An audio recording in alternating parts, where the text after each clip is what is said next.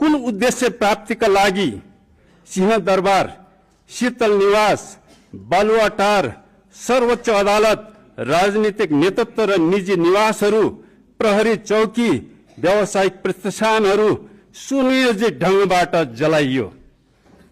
कुन उद्देश्य प्राप्तिका लागि कसले ती अबोध विद्यार्थीहरूलाई निषेधित क्षेत्र तोड्न उक्साइयो?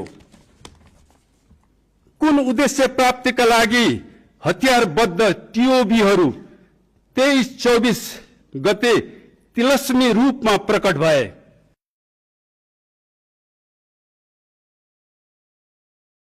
कुन उद्देश्य प्राप्तिका लागि गैर कानूनी ढंगबाट पूर्व प्रधानमन्त्री तथा गृह मन्त्रीहरूलाई गिरफ्तार गरियो?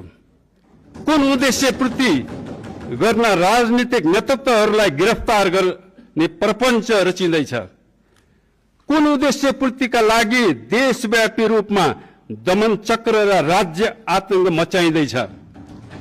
कुन उद्देश्य प्राप्तिका लागि विद्यार्थी तथा पेशाकर्मीहरूको संगठित हुने मौलिक अधिकारलाई बलात् खोसिँदैछ?